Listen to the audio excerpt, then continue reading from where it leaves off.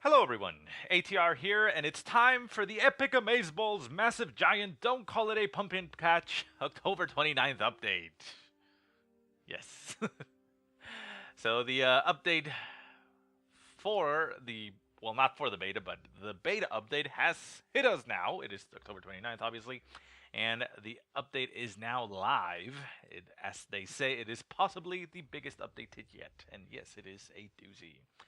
So, much like the beta, changes, a lot of them are going to be the same. So we are going to potentially skip through some of them, just gloss over. But there are new things and things that did get changed from the beta, so we'll try to cover that as much as possible. It is a long one, of course, so sit down, shut up, and brace yourself, because it's going to take a while. So let's head straight into it. So first and foremost, we have the mod tools, the 1.0 release, and they say our goal is to release quality tools that enable users to modify Company of Heroes 2 and support their creations through the integration of Steam Workshop. Over the course of the last few months, we have been making foundational changes to our pipeline that decouple our tools and allow users to use the same tools we work with internally. We want to stress that this is a first of many releases to come, with each new release expanding the capabilities of the mod tools. Be sure to provide feedback on our forums, as we will be tracking popular requests to further define our support roadmap. So yeah, they're introducing a lot of mod tools to the game, and they have it right here. They have Mod Builder. Sure, let's read them. It says, this tool structures the layout of the user's mod data, enabling them to package it into a single .sga file for distribution. It will act as the first point of content uh, in creating either a tuning pack or win condition mod. Attribute Editor. The Attribute Editor tool is used to modify game data. This may include weapon damage, squad loadouts, or ability functionality. The Attribute Editor also provides a weapon report Excel sheet, which provides detailed calculations on the performance of every weapon within the game. Archive Viewer. The Archive Viewer is used to extract the contents of .sga files. This is the goal. This is a great tool if you want to open Relic-created SCAR scripts to aid you in your creations. For example, you may be interested in how the victory point win condition is set up. To view this file, you would open it with the Archive Viewer. Tuning packs. Tuning packs allow users to modify the majority of game data. This type of mod will be driven by the Attribute Editor. Win condition mods. Win condition mods allow users to create custom scripts that define the parameters of a match. Such parameters may include how the match is won or what resources are available to the player. Steam Workshop. Access it here. So yeah, you can get to the Steam Workshop, I'm pretty sure you guys know. Attrition Game Mode. Commander. HQ has designated the given territory as a strategic point of interest. Intel indicates the enemy forces are positioned nearby and poised to make an advance. Take and hold the area or eliminate the enemy. The choice is yours. Each commander is requisitioned with a limited number of resources to build and deploy their company with. Since resources are limited, losses must be kept to a minimum. Commanders have access to almost every unit within a faction, including heavy armor. The only limiting factor is population and resource cost. Capturing territory increases the team's population cap, and the typical game length is from 8 to 10 minutes. And you can get it right here, which takes you to this, the attrition and such. So yeah, it's a game mode that they introduced. They created it themselves, so you can just go into the Steam Workshop and get that and try it out. So if you are hankering for new game modes in Company of Heroes 2, this is, the first one introduced, and I'm sure that there's going to be a lot more coming up with these mod tools. Anyways, continuing on that, Observer mode. Observer mode, we covered that in the beta. Obviously you get well familiar with it because it's what we're going to be seeing now from everybody, considering it's now live. And yeah, it's the same things. I still think that it has a bit of ways to go. It needs some adjustments. There's still some bugs in it, but it's still, all the changes that were made. If you want to read them, the link for the patch notes is in the description. And there you go. In-game chat moderation says, to help ensure all players are having an enjoyable in-game experience, we rolled out our first phase of in-game chat moderation. This feature can replace certain banned words with new text, remove a word entirely, and or send a whisper message coaching the offending party on how to be polite and respectful of their fellow players. This feature will see further improvements as we receive feedback on its performance. I'm actually interested. Let me see if I can check real quick on the game over here. Is there anything that we can do about that, or is it just internally on their servers? Gameplay, nothing looks different there. No, it doesn't look like there's much of choice here. So yeah, I'm guessing it's on their side. So yeah, I guess we'll see with chat in future replays and such and live games, uh, how this works out and what they are doing, like what words are getting replaced with what and such. So I'm sure I don't have to tell you which words are probably already on that list, right? Anyways, gameplay improvements. A large portion of gameplay within Company Heroes 2 focuses on execution of tactics. This requires units to be both responsive and easily maneuverable. As such, we have been focused on resolving and improving core gameplay to adjust that. To do just that, for clarification, an entity is an individual soldier within a squad, whereas a squad is a combination of all entities within itself. Now, before I head into this, I apologize. I just want to, guess, do a little plug-in, not plug, but help out the community, right?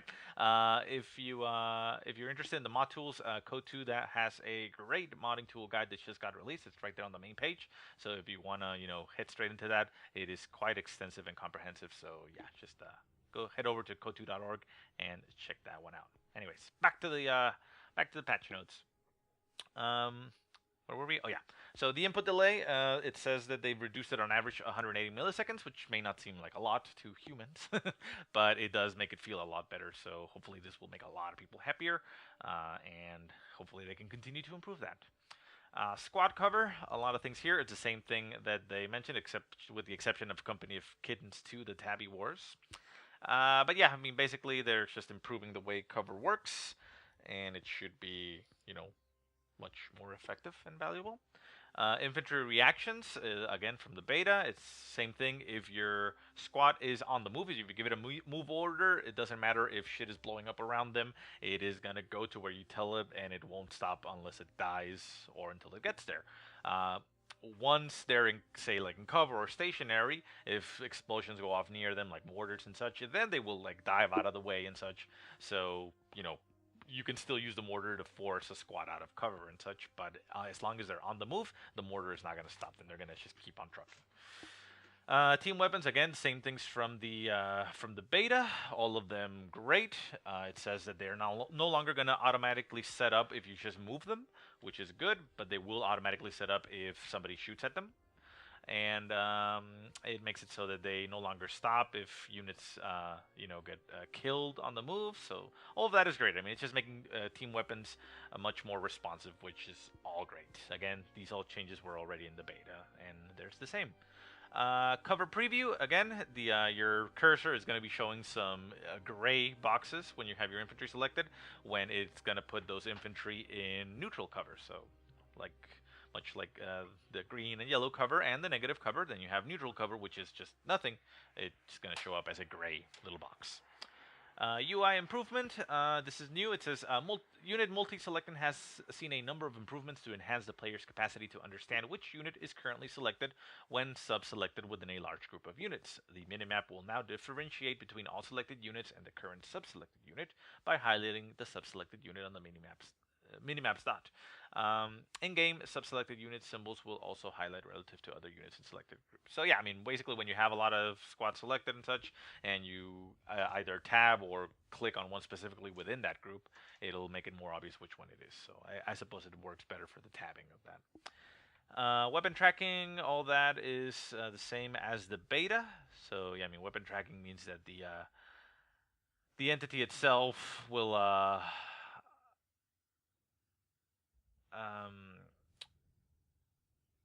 I mean, not the other. I mean, the weapon. Sorry, I got confused here with the other ones because it's the one below.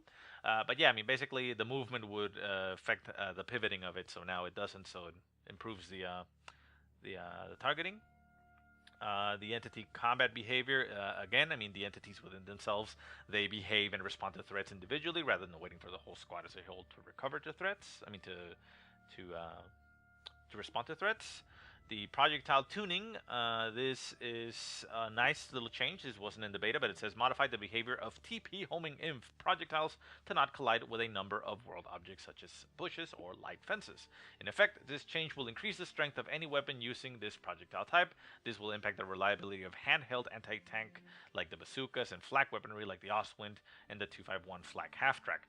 These weapon types will no longer continuously hit world objects, thereby missing their targets. So that's great. It's a above, definitely, for a lot of things. So things like the AA half track from the OKW, they're going to be even deadlier now, because you would actually see them a lot of times shooting at a squad but hitting the bush in front of them, and it would, just not hit anything. So now it's just going to go straight through that, and it's going to make it even deadlier. So we'll see how much this affects gameplay. Cover tuning, this is basically, again, I don't think that was in the beta, but, well, let me read it. The changes work in conjunction with the squad cover behavior modifications. A large cover volume on fences and walls resulted in squads stacking up against each other in rows of 2s or 3s instead of forming a line. So, yeah, I mean, basically that's what they're doing. They're making so your squads spread out in the cover rather than clump up, which is good for you and bad for your enemy. World object tuning adjusted a number of assets to better align the intended states. An example adjusted some assets to no longer block line of sight. These changes will better align players' expectations of world objects relative to their impact on gameplay. In other words, a small bush will not block sight or prevent a squad from firing over it, which again is great. I mean, the true side system and all that is great. I mean, being able to hide behind a building and set up an ambush or break line of sight is great.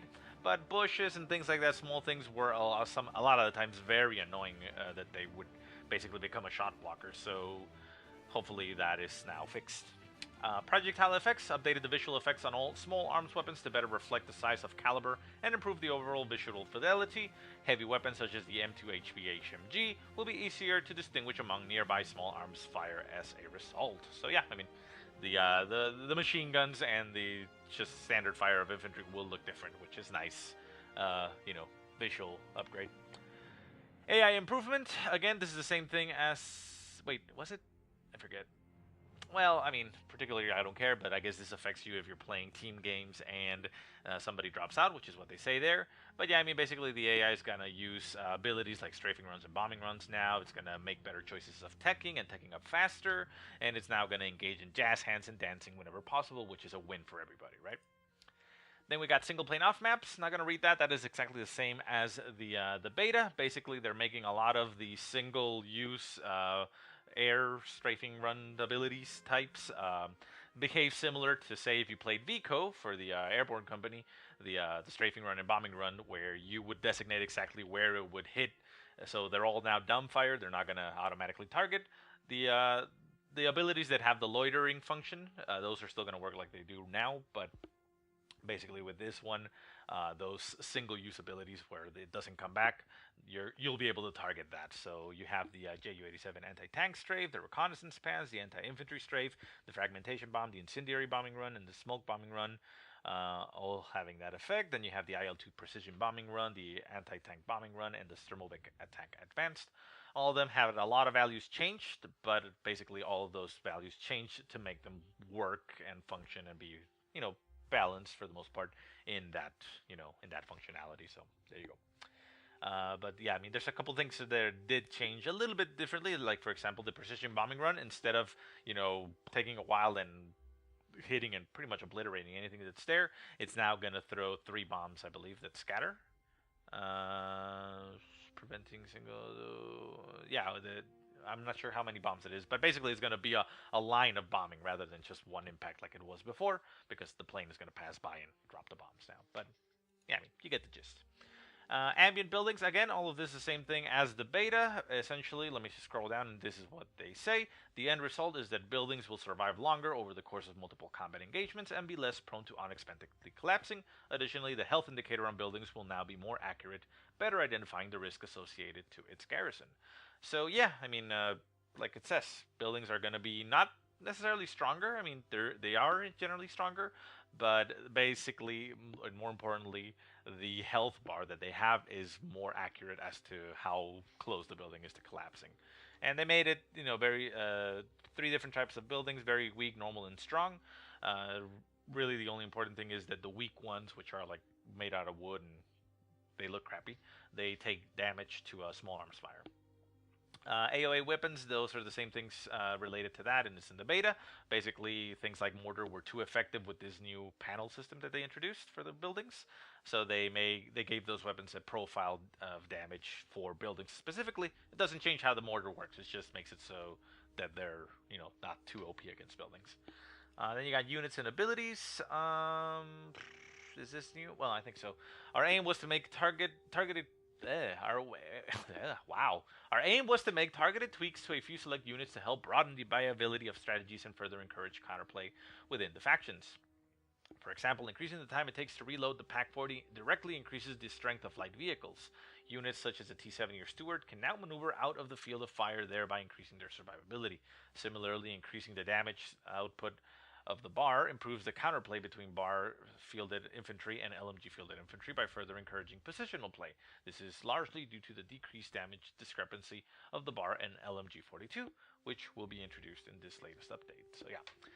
They added 24 new bulletins and 4 new victory strikes. I don't have a list of what they were, so if you know, let me know. Stationary howitzers, they gave them more health to prevent them from being taken out too easily by off-map Collins. AT guns now require more veterancy because they were getting it too easily. The Kubel wagon, same change. It got basically pushed up in size and added a 5 cost of fuel, which makes it easier to hit. And the fuel cost, even though it's small, it does impact the teching a little bit.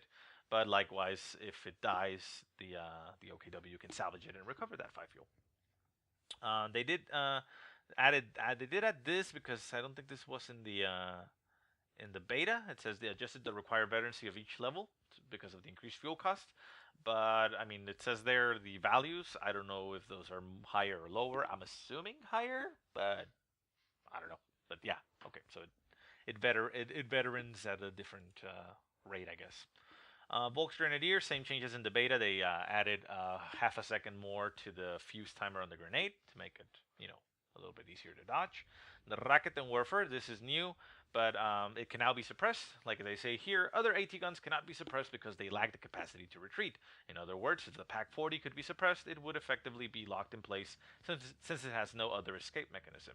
Given the Raketenwerfer does not have this barrier and is more similar in functionality to other weapon teams, we enable this unit to be suppressed. The intent is to create consistent behavior between the Raketenwerfer and other team weapons. So yeah, I mean, OKW have the Raketenwerfer, which is unique where it can retreat. So now it's going to be suppressed if, because it can. So there. The Jaeger Light Infantry, they now have 2 weapon slots because before they didn't, and that's great for them. The Zero-Wing Artillery, which was a much talked about ability in previous patch, it can no longer be cast on the enemy HQ territory to prevent them from being able to simply just kill the US player with 1 ability, call it. Jagdtiger, these are big changes. Now, thank God, but it says the beta allow us to collect and evaluate community feedback on the proposed change to the Jagdtiger. After careful consideration, we determined that the proposed manual fire was not the best fit for the unit. Yay! Round of applause! The solution made the unit cumbersome to use for a large portion of our player base. It also failed to address one of the larger concerns pertaining to its piercing functionality. We are currently working on alternative solutions to help balance the use of this unit and other super heavies within the late game. So yeah, they had added to this in the ISU. We'll look at it down a little bit. They had added the manual fire, which nobody liked, and they're removing that. Unfortunately, though, they still haven't figured out how to balance them, which we'll all be working on for future patches. But yeah, I mean, at least they didn't go for that, because even though that may have helped potentially in the balance, it was not a good solution. Modify the distance range. They did a couple changes there for the abilities, basically. Modify distance range and range values on supporting fire weapons type to match the main gun. This has no gameplay impact, so it's just for them. And then the 120mm supporting fire ability got a little bit buffed to match the main gun. And the aim time from 2 to 0.5 seconds. So yeah, I mean, the ability gets a little bit of a buff, make it performs better. Ostrupen Reserves, Veterancy Level 3, changed from 1.4 Armor to 0.715 Received Accuracy. That is in line with a lot of other infantry. They got the Armor removed and instead of Accuracy modifier, which is fine. The Scout Car, the 221 Scout Car, the change was made that the autocannon was changed from small arms to ballistics. So that means that it can damage any building, because before with the small arms change, the autocannon wouldn't damage the bigger buildings, so it should because it's an autocannon, so now it does. Sure, it doesn't do a lot of damage, but well, there you go. The Pack-40 got its reload time nerfed. It got increased 1 second on the high end and 0.8 on the low end. paratrooper carbine and the rear echelon carbine. The reload frequency was changed from 8 to 9 seconds to 14, so that basically they don't reload as often. The bar got buffed. I mean, basically the accuracy went up a little bit, and the cooldown as well went down. The dodge, same changes in the beta, basically making it so that it behaves like the Soviet scout car, so the units inside get a penalty. It did get reduced to 0 command points, so it can come out now right away. And if the vehicle dies, units inside have a chance of dying. The M3 half-track assault group does the same thing, so it has the same penalties, and if they die, if it dies, things inside may die. The Steward, shell shock reload time from 1.5 to 1.5 to 2 seconds. This affects how many shots are fired once the ability is activated. Adjusted weapon priority table to match main gun, and adjusted weapon scatter to match main gun. Sherman Smoke Barrage got buffed. There are all the functions. I mean, wind up and wind down to 0 seconds. Less reload, less scatter, distance scatter, and fog war multiplier. So all that, but yeah, basically making the Smoke Barrage of the Sherman a little bit better. Not sure if it's a little bit or a lot, but making it better. The Jackson wind up from 0.4 to 0.44.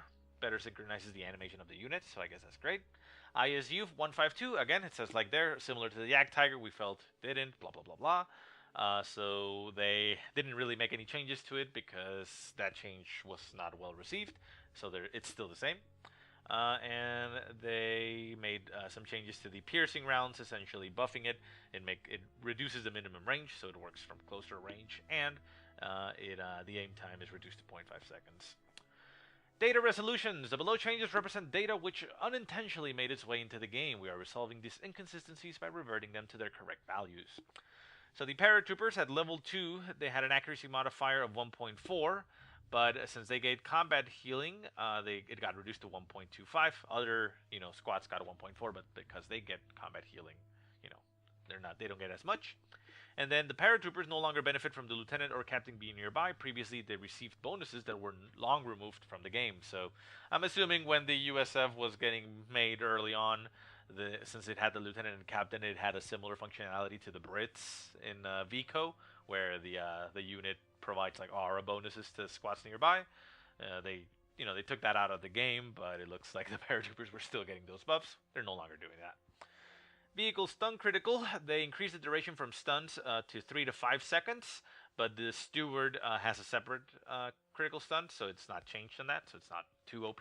But yeah, I mean, basically stunning a vehicle will, snare it an extra 2 seconds, and hopefully it'll make stunning a little bit more useful. Soviet AT guns, yeah, that's the same from the beta. They had a plus 25% received accuracy that they no longer have. Bugs and gameplay fixes. These bugs and gameplay fixes are aimed at improving usability and functionality within the game. In some cases, the below changes resolve incorrect data which unintentionally made it into the game. Map optimizations, you got 6 maps here. Trust Point, City 17, Edelbrook Station, City 17 Winter, Box Farmlands, and the Glaze. So, changes and improvements to those maps.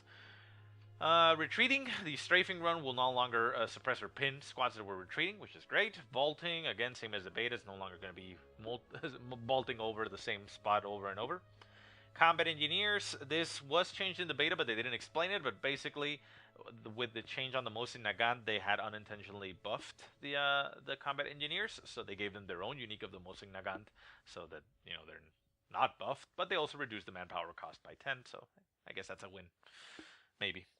Pioneers MP40, again, same as the beta, reduced the accuracy to 0.6. The AT guns, like I said, up there, it has more veterancy, or requires more to get veteran. The M2 HB HMG, again, it was using some vehicles, apparently, turning paths, so it was behaving oddly, so they changed that. Again, same from the beta. All this, same from the beta, the units for getting orders, the intel bulletins, the event queues, the retreat point, ability recharge, paratrooper suppression fire, hold down, infiltration grenades, Soviet offensive tactics commander, MG34. Yeah, all of this is the same as the beta.